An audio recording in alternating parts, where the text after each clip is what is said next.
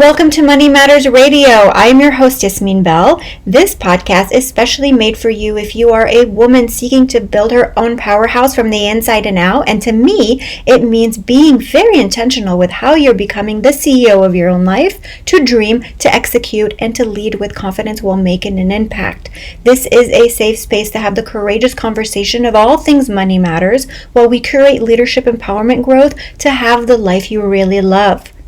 Today's episode, we will discover what happens to our brain when it stresses about money and how to cope with financial stress. Women's health is being ravaged by financial stress, and it is ill-supported and leads to depression and anxiety, which are on the rise, and not to mention the stressors that society puts on us in association with our worth and who we are. One of the top stresses is money, and Americans are so stressed out, especially during this epidemic, which is an emotional and financial stress combined.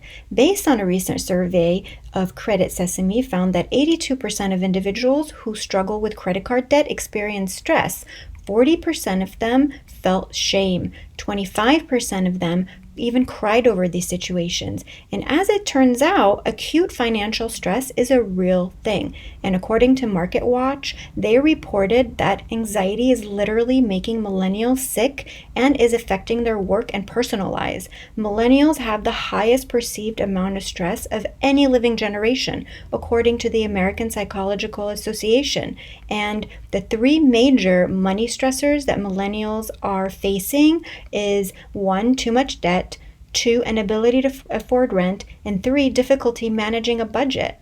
If you've ever been faced with money problems, you know the consequences stress has on the mind and the body, from impaired cognitive functioning to serious diseases. In our modern day threats, such as beastly financial problems, it can set off the same type of reaction as the fight or flight response, which is when the body develops this survival mechanism when faced with an immediate threat. And when it kicks in, a flood of stress hormones such as adrenaline and cortisol is released to help you either stay in battle or hightail it out of there.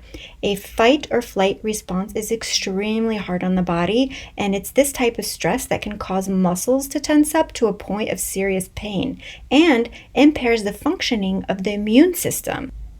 You start making really bad decisions, even though you know better. At this point, even if you consider yourself an intelligent, rational person, your ability to make good choices is impaired by the financial stress. Under stress, blood flow and electrical activities are reduced by the amygdala, which is the survival part of the brain, which helps with skills such as problem solving, concentration, and planning, and impulse control. Hence, the reduced functioning in those areas can lead to poor decision making. And when you're worried about your financial situation, your decisions become impulsive and driven by survival. Therefore, you would usually act from a quick and decisive place and less of an impulse control. For instance, you might take out a payday loan even though you know the fees are extremely high, but you do it anyways because it solves your immediate cash flow problem. Or you might spend money on luxuries that don't really make financial sense at the moment, but it provides a temporary relief from that feeling of stress. So, considering that money is such an essential part of our lives, constant worrying over it can lead to more serious psychological symptoms down the road, such as becoming highly anxious, or can even lead to depression. A survey was completed for individuals that had at least $1,000 in debt, and they found that additional troubling links between happiness, fulfillment, self-esteem, and financial stress. So the survey concluded that 38% of individuals said that their debt burden prevented them from sleeping well at night. 48% of them said that the debt negatively affected their optimism, and 47% said their debt negatively affected their self-esteem. So not surprising that 97% believed that they would be so much happier if they didn't have any debt. Studies have shown that chronic stress leads to serious physical alignments. So when the adrenaline and cortisol levels are continually elevated, psychological damages occur. As a result, many of those who suffer from chronic stress have a greater rate of heart disease, diabetes, chronic sleep problems, and other serious health issues. Dr. Bruce Lipton speaks about the epigenetics and how perception can alter our DNA, which makes me curious. Are we carrying unnecessary mental baggage? And recently, Matthew Hussey, relationship coach, said that we all have a home base where our feeling normally lives in. And when I heard that, I had to really stop and ask myself the question, what state does my mind and body usually reside? Is it stress, anxiety, peace? I know change is extremely difficult and rarely comes in a cozy blanket, and most drastic changes in our lives came from a drastic pain we have faced. But change is like a change tax. So with change, there's always a lesson learned, and we seem to always grow from that lesson. So the tax you're paying for the change is the tax you pay for being the person you need to become. And this is the price you are paying for the reward of the change that you are becoming for your entire future. So rewards is like dividends, and dividends is when you're paying yourself for the rest of your life. So be gentle and accepting and make the moves to change towards your powerhouse. Don't let money problems hurt your health. Reduce your financial stress and have a more perspective on the bigger picture. This will lead you to less overthink. So grab a journal, get super clear on what you really want and desire, not what others are expecting from you, but what you really want, not society, you. So dig deep.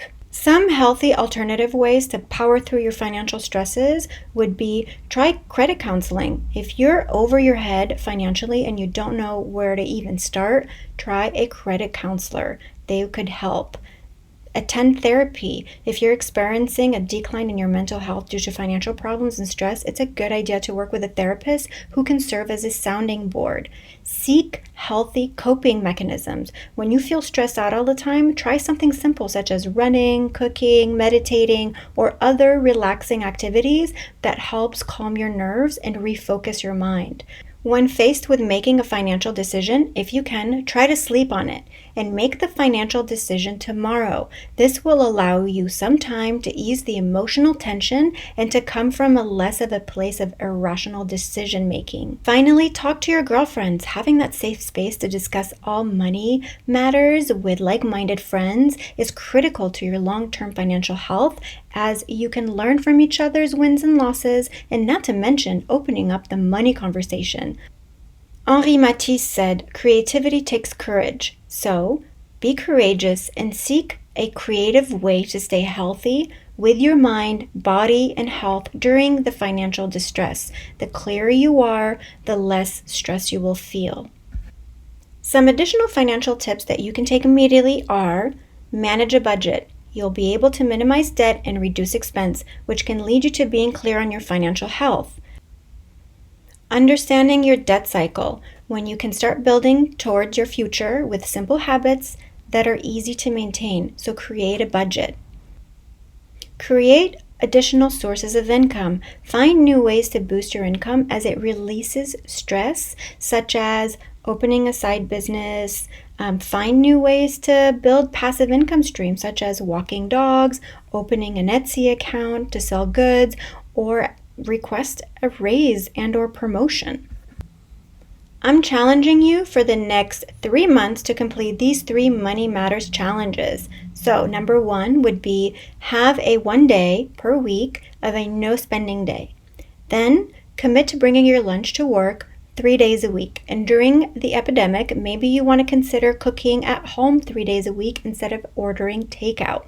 And then finally, set up an automatic deduction of $25 to $50 a month to invest in the stock market. Remember to declutter your budget. Regular budget checkups are essential to improving your financial health. Therefore, set aside some time to schedule, organize, and declutter the money coming in and out of your bank account. And I personally set aside 30 minutes on Sunday to declutter and review my budget, as I have seen a significant increase in my financial well-being. So the more financial power you have, the less stress you will feel. Ray Dalio said, "Almost nothing can stop you from succeeding if you have the flexibility and self-accountability." Thank you for listening to Money Matters Radio. Tune in each Monday for a new episode, and be sure to follow us on YouTube at Money Matters TV and join our Facebook group at Woman CEO Money Chat. Now, go on your journey and be the CEO of your own life. Until next time, ciao.